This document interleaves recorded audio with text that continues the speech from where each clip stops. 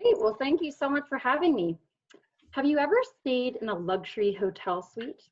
The rooms are everything you could dream of. Luxurious fine linens, expansive views, access to the finest things near the location. Okay, maybe you haven't been privy to a luxury hotel suite firsthand, but perhaps in your business, you have a premium version of your product or service, reserved for the most elite or highest paying customers. Well, why should they return to buy from you again? What keeps them coming back? And what creates customer loyalty like nothing else? Did you know it takes 5 times as much to attract a new customer as it does to keep an existing one? So understanding what's important to your elite customer is paramount so that they return and spend with you again. Whether personal or professional, I hope this story of Luxury Suite Experience Project inspires you to apply something in your own world. Hello, my name is Diana Jeffery. I've traveled the globe for the last 7 years, working with leaders to innovate their guest experience. With Marriott, I visited 13 countries, over 50 luxury hotels, and I've read countless guest comments. Here you can see some of the best parts of my job, though. Check out that view. So what influences a guest's decision to book a suite? Looking at all these glamorous pictures, you might think it's all about the looks. Yet a suite is just a room. You might think, well, give them fluffy pillows, sensuous robes, fine spirits. That will make the guest come and stay. But that's just stuff. That's not what keeps a guest coming back. The real differentiator is the beginning to end total experience. The people, a human who notices a guest need and acts upon it. Thoughtful service creates a lasting bond. In today's climate, we can do good by embracing less is more. Customer experience isn't materialistic and it doesn't cost more money. It's about serving needs.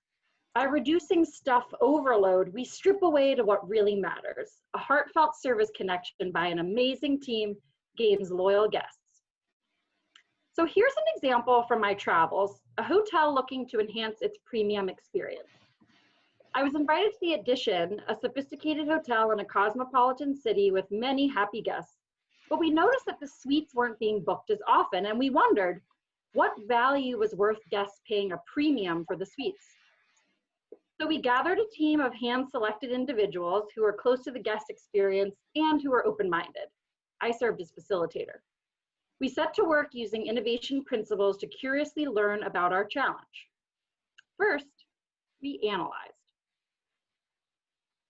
Who is today's luxury consumer and what's important to them? We looked at data. We identified areas where we were falling short. One initial insight we realized is that if we started serving the guest when they arrived to the hotel, we were too late. Their journey actually started when they decided to book the suite. Fresh off our analysis, we identified other businesses with a premium experience to conduct analysis research. This would help us better understand our challenge and spark new ideas to address it. Through our concierge's relationships around town, lucky us, we set up a luxury field trip. The first stop was a luxury retail personal shopping experience. The next was a high-end food stall with lots of premium options. Last was a private tour of the most expensive hotel in the city to shadow their elite butler service. We returned to our hotel suite, ready to ideate. But before jumping to solutions, we had to hone in on our key insight.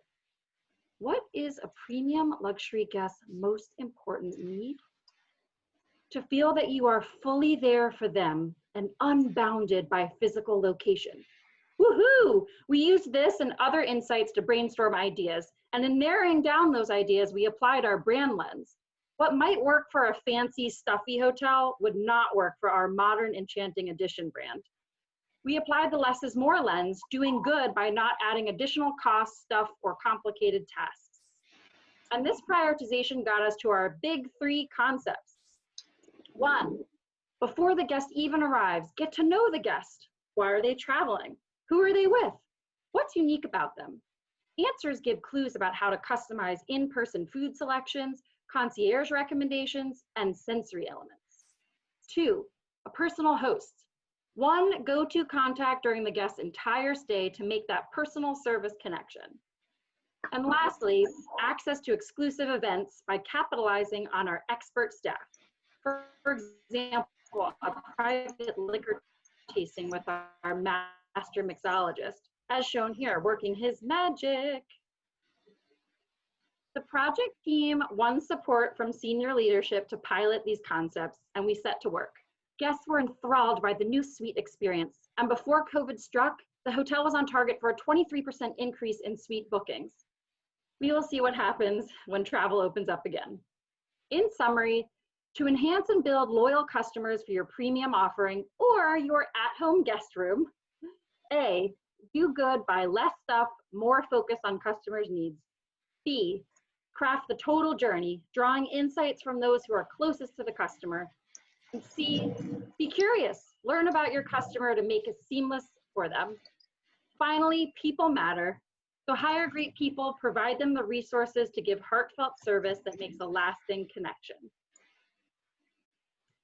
Thank you so much. I really enjoyed my time with you today. Please write in the chat something you will take back to your business or to your home with this presentation. And connect with me. I'd love to hear your service design stories. You're welcome to send me a message or an email. Thanks again, and I look forward to speaking with you during the cocktail hour.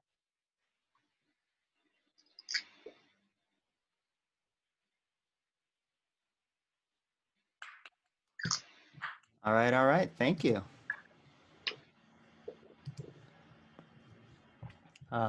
We have, do we have any questions for Diana here in the chat? I'm not seeing any. I'll give you people a second. Oh, 2 questions came in real fast. Perfect. Good nudges. Diana, don't mute yourself yet. First question from Lourdes is, what was your biggest challenge? Lourdes, great question. There are many challenges, but I think one of the biggest I sort of spoke to, which is people are really good at brainstorming ideas, but then really narrowing it down to what's going to work, what's going to be pushing the envelope, what's something you can pilot in a short amount of time and see success really helped us. And you noticed we applied the lenses of our brand and making sure it was specific to our brand, as well as that other criteria about less is more. Great. Second question is for your from Carl from Rockville. For your research, were you able to chat with customers or only staff?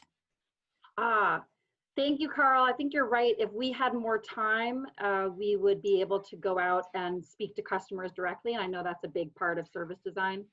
In the way that our company works, that's more of the marketing department that does that. So we're able to read guest comments from what they presented to the hotel after they stayed with us, just retroactively. And that's what we use. That was the data that helped inform what we did. But we're not able at this time to go directly to customers. So a lot of it is that trial and error, working it through, iterating as we go, but we did use a lot of guest data, just not real time. Great. And the last question is, what are you doing to cope with COVID? I don't think they meant you personally, but you know. Was that a personal question? Well, I hope that's no, I think it probably had to do with the hotel chain. Oh, thank you so much for asking.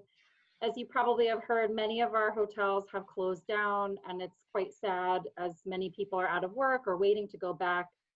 And many people who work in hospitality, it is their passion to serve others.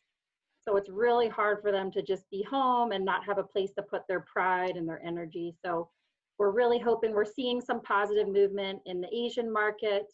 We're watching Europe closely to see what's happening there.